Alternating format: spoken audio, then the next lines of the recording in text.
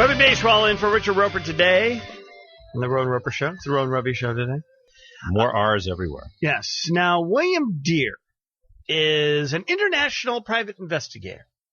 Big reputation. And Mr. Deere is on the Super Celebrity Hotline. He's the author of O.J. is Innocent and I Can Prove It. And this is a very fascinating theory. And I believe Mr. Deere has actually been positing this theory for the last number of years, right? I mean, you were right in the 20 years ago on Friday, right? It was, that would have equated to a Sunday night in Los Angeles where O.J. Simpson was, had disappeared for a period of time, then had to make a flight, right? To get to Chicago, actually, to do an event here for Hertz. And there was obviously the murders occurred. There was a lot of concern and a lot of questions about the whereabouts of O.J.'s son during all of this. And Mr. Deere has a theory here that says that really it isn't O.J.'s issue. And when you look at the inconsistencies in the particular evidence that was used against O.J., like fibers in the hat that were at the scene and some other physical evidence, it doesn't really match up. And circumstantially matches up better with Jason Simpson, the son. Do I have that about right, William? That's it. You've got it. It's taken 20 years, but now we don't have theory any longer. We have facts. We even have an eyewitness, a private investigator who's come forward after 18 years, could lose his license, who was on surveillance on the night of June 12th, 94, when he saw and places Jason Simpson at the crime scene there at Bundy. So I think we're getting pretty solid as far as that goes. And now Marsha Clark had gone to trial claiming the murders occurred at 10:15. She withheld a photograph that we were able to obtain that shows that the murders began at 9:59.9 seconds. And according to her, 10:15 fit her timeline, but certainly doesn't fit the photograph that we have at the crime scene showing where Nicole's hand came down and hit the concrete, causing the watch to stop. And so these are just a few of the items. Our suspect was 24 at the time, 5'11", 235, and actually on probation for a series of offenses, one of which assault with a deadly weapon, to wit, a knife. And at the time of the murders, he was on probation, never interviewed by the Los Angeles Police Department, then in the psychiatric unit. We even have his diaries. We have what we believe, according to the experts, the murder weapon. We have the vehicle he was driving on the night. We even have the documentation from St. John's Hospital where our suspect checked in 2 weeks prior to that and told the attending physician, I'm about to rage. I'm out of my medication called Depakote. Depakote, does seizures, but also does rage disorders.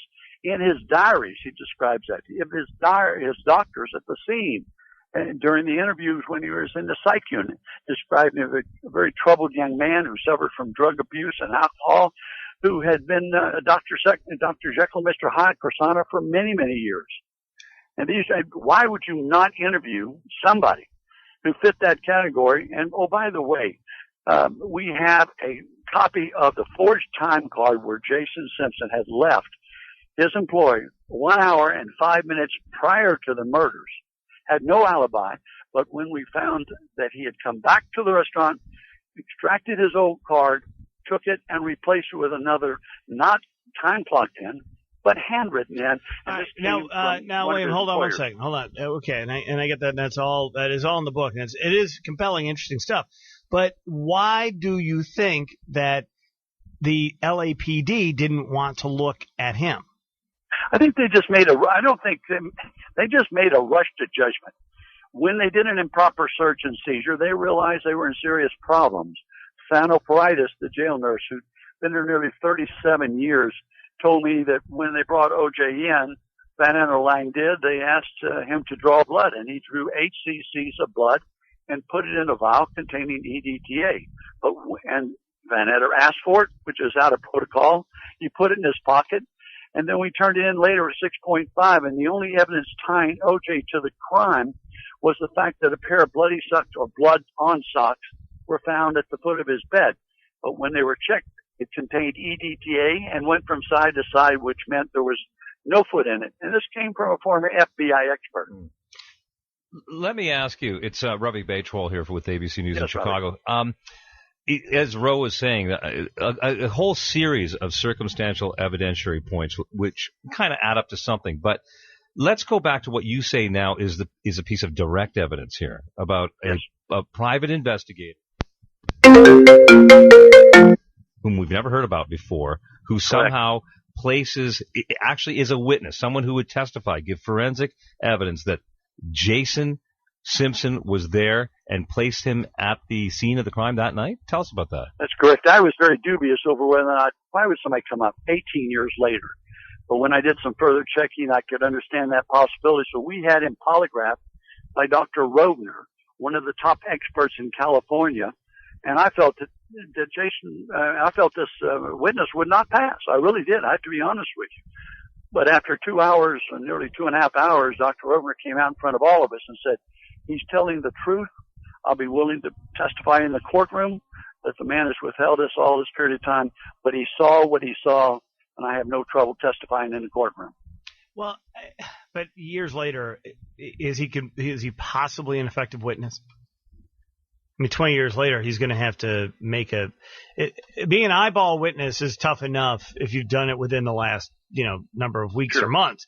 But 20 years later, and then, where were you back then, sir? Why weren't you there? I mean, if Jason were to be taken to trial on this, and obviously you could in California, there's a statute of limitations on murder.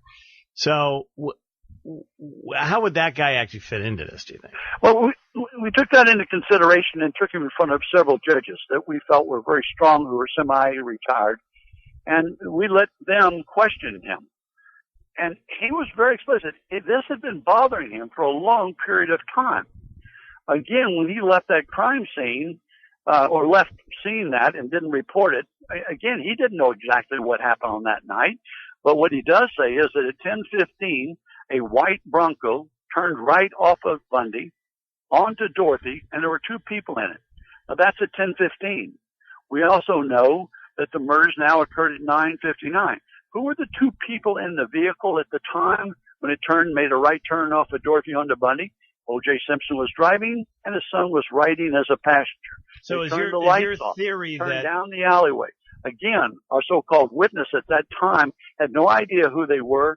He was suspicious because he was watching another house in a car, pulled up his binoculars and saw the car stop in the alleyway, again with the engine running, the lights off, and saw the door finally open, and saw O.J. get out.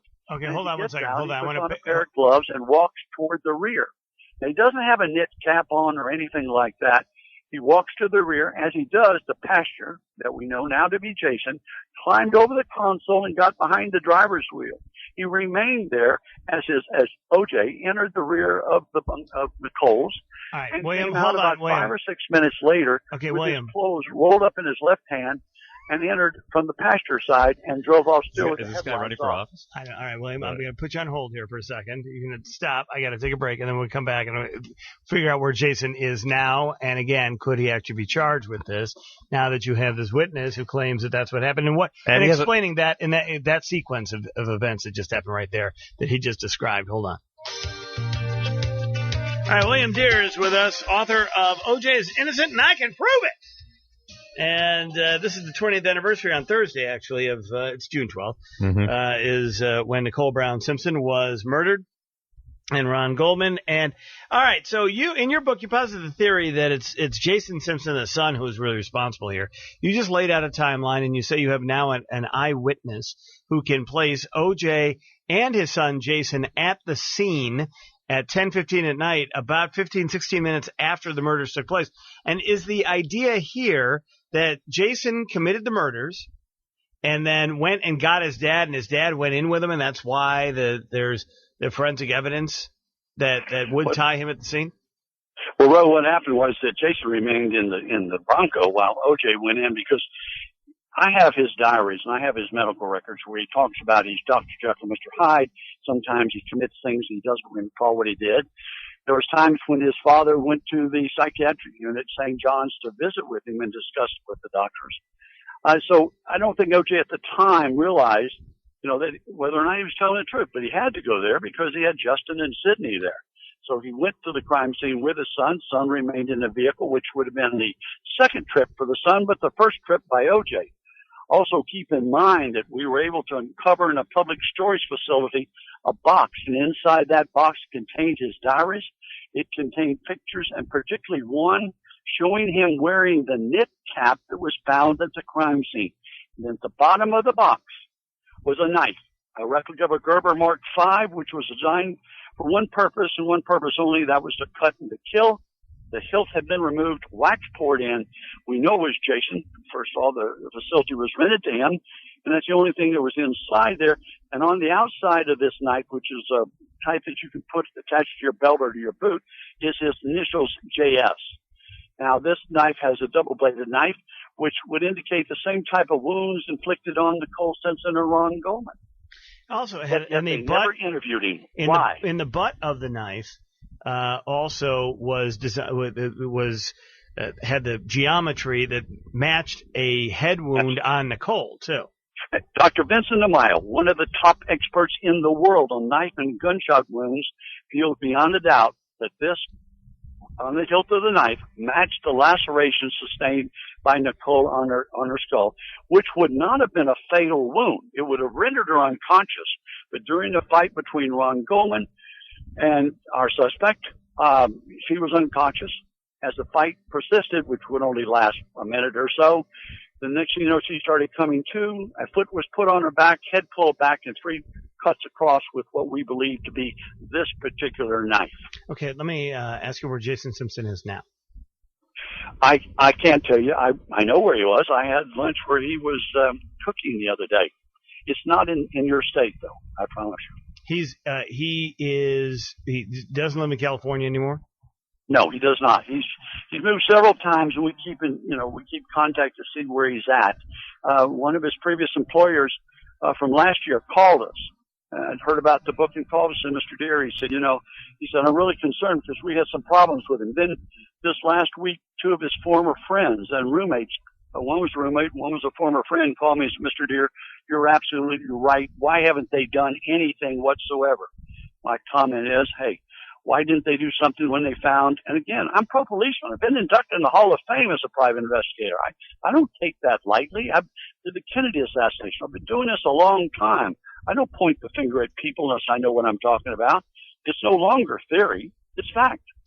All right, William Deere, author of O.J. is Innocent and I Can Prove It. Thank you very much. Appreciate it. Thanks, Rob. 20 years. You're welcome.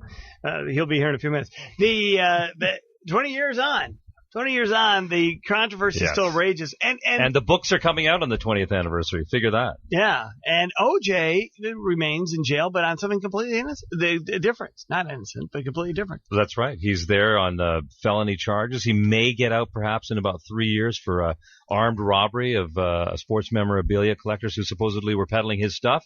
And he did not want that peddled because apparently the money, of course, would go back to the families of the victims. In this case specifically, Ron Goldman's fathers and the Goldman family. So he didn't want that to happen either.